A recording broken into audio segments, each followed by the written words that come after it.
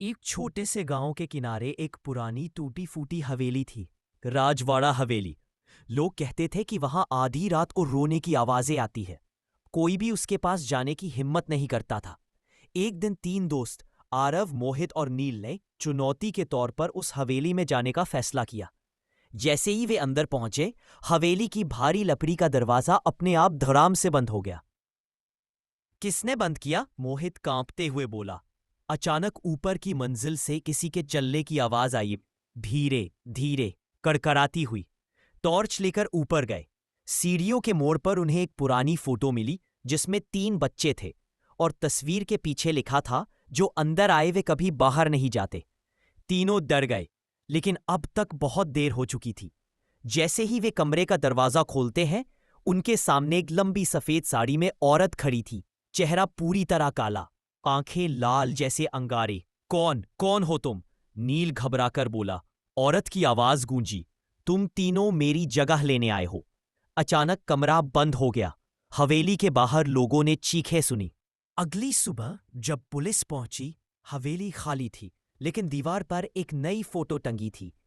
राजवाड़ा हवेली में गायब हुए आरव, मोहित और नील की चर्चा पूरे गांव में फैल गई। लेकिन सच जानने की हिम्मत किसी में नहीं थी, सिवाय एक लड़की अनाया के, जो नील की बहन थी।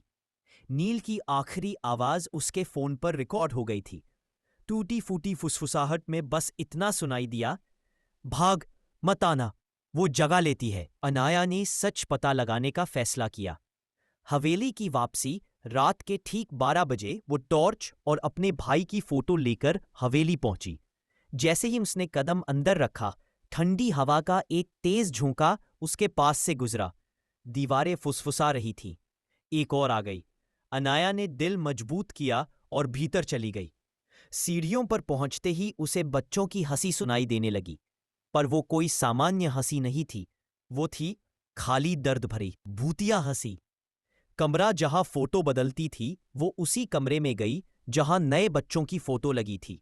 लेकिन आज दीवार पर कोई भी फोटो नहीं थी। कमरा बिल्कुल खाली। अचानक पीछे से आवाज आई, किसे ढूंढ रही हो? अनाया मुड़ी। सामने वही सफेद साड़ी वाली औरत खड़ी थी, जिनकी आंखें तेज लाल चमक रही थी। मेरे भाई कहाँ है? अनाया ने चिल्लाकर कहा। औरत धीरे धीरे मुस्कुराई। वो यहां हैं, हमेशा से। देखना चाहती हो? और अचानक दीवार पर एक नई फोटो उभर कर आने लगी। फोटो में तीन बच्चे थे और उनके पीछे एक चौथा चेहरा भी उभर रहा था, धीरे धीरे, धुंध से निकलता हुआ। वह चेहरा था अनाया का। अनाया का सामना। अनाया पीछे हटने लगी। औरत की आवाज कमरे में गूंजी, तुम्हारा आना तय था। ये हवेली अपने लोग खुद चुनती है। अनाया ने साहस जुटाया। उसने अपने भाई की फोटो को कमरे में ऊंचा उठाया और बोली, मैं किसी को नहीं छोड़ूंगी। नील, अगर तुम सुन सकते हो तो वापस आओ। अचानक हवेली हिलने लगी। बल्ब खुद ब खुद फट गए। कमरे की खिड़कियां खुलने लगी और फोटो के अंदर के तीन बच्चों ने अनाया को देखा। उनकी आंखों में मदद की पुकार थी। नील की आवाज गूंजी, दीवार तोड़ दो। अनाया ने पास रखी भारी लकड़ी उठाई और दीवार पर जोर से मारी। दूसरी बार, तीसरी बार, एक तेज चीख गूंजी। औरत गायब हो गई। दीवार टूटते ही काला धुआं बाहर निकला। धुएं के पीछे तीन बच्चे धीरे धीरे इंसानों में बदलते गए। आरव, मोहित और नील सामने खड़े थे। अनाया खुश हुई, लेकिन खुशी एक पल में खत्म हुई। हवेली का अंतिम जवाब। हवेली ने अचानक दरवाजे बंद कर दिए। कमरा अंधेरे में डूब गया। सभी दिशाओं से फुसफुसाहट उठी, कर्ज पूरा हुआ, अब कोई बाहर नहीं जाएगा। आरव डरते हुए बोला, हम चार, पर हवेली ने तीन को छोड़ा था, अब किसकी बारी है? चारों एक दूसरे की तरफ देखने लगे और तभी दीवार पर एक ताजी फोटो उभरी।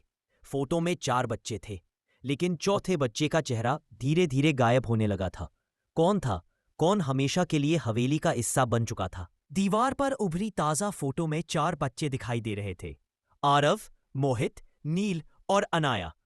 लेकिन धीरे धीरे फोटो में अनाया का चेहरा धुंधला होने लगा, जैसे कोई उसी तस्वीर से मिटा रहा हो।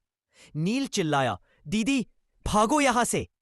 चारों दरवाजे की ओर भागे, लेकिन हवेली ने अपना रूप बदलना शुरू कर दिया।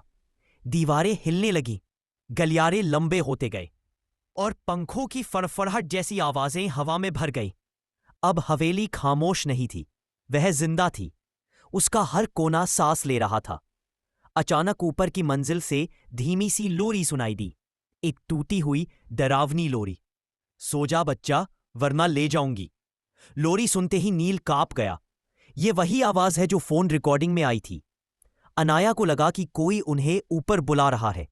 वह बोली, अगर मैं रुकूंगी नहीं तो ये हवेली किसी और को पकड़ लेगी। हमें सच जानना होगा। तीनों मजबूरी में उसके पीछे चल रहस्य का कमरा। ऊपर पहुंचते ही एक दरवाजा अपने आप खुल गया। कमरे में एक लकड़ी की पुरानी पालना रखी थी। पालना धीरे धीरे खुद हिल रहा था, जैसे कोई अदृश्य बच्चा उसमें लेटा हो। आरव डरते हुए बोला, ये लोग बच्चों को क्यों कैद करते हैं? तभी पीछे से वही सफेद साड़ी वाली औरत प्रकट हुई। उसकी आवाज बेहद धीमी लेकिन डरावनी थी। मैंने कभी किसी को नहीं मारा, मैंने सिर्फ अपने बच्चे को ढूंढा है।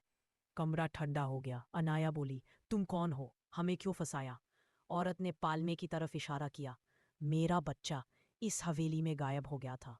लोगों ने कहा मैं पागल हूं, मुझे यही बंद कर दिया और मैं मर गई। उसकी लाल आंखें और भी भयानक हो गईं। अब इस हवेली में हर बच्चा मेरा बच्चा बन जाता है। नील अचानक बोला, तो तस्वीरें क्या हैं? औरत ने दीवार की ओर इशारा किया। दीवार पर अब सैकड़ों बच्चों की तस्वीरें थी। औरत बोली, ये सब मेरे हैं। अनाया ने कांपते हुए पूछा, लेकिन मेरा चेहरा क्यों गायब हो रहा है? औरत पास आई, उसके बाल हवा में उड़ने लगे। उसने कहा, क्योंकि हवेली ने तुम्हें चुना है, तुम नई रक्षक बनोगी। चारों बच्चे कांप गए। अनाया चीख पड़ी, मैं कभी नहीं बनूंगी। अगर मेरा चेहरा मिट रहा है तो मैं खुद इसे रोकूंगी। हवेली अचानक कांपने लगी। सब कुछ टूटने लगा, जैसे हवेली खुद को बचाने की कोशिश कर रही हो। अनाया ने पालना उठाकर दीवार पर पटका। एक तेज कान फाड़ देने वाली चीख गूंजी। औरत जमीन पर गिर गई, चीखते हुए, नहीं मेरा बच्चा। पूरा कमरा सफेद धुएं से भर गया। अंत या शुरुआत? जब धुआं छटा, हवेली शांत थी। दरवाजा खुला था। चारों बच्चे बाहर निकल आए। गांव वाले दौड़े, तुम लोग जिंदा कैसे वापस आ गए? अनाया ने पीछे मुड़कर हवेली को देखा। अब वो एक साधारण खंडर दिख रही थी, लेकिन नील ने धीरे से कहा, दीदी तुम्हारा चेहरा। अनाया ने पानी में अपना प्रतिबिंब देखा। उसके चेहरे का दायां हिस्सा अभी भी धुंधला था, जैसे तस्वीर से आधा मिटा हुआ हो। आरव धीरे धीरे बोला, क्या ये सच में खत्म हुआ है? हवेली की टूटी खिड़की से एक बच्चा, एकदम काली आंखों वाला, उन्हें देख रहा था। कहानी खत्म हुई। फिर गांव वालों ने कभी भी परेशान नहीं किया।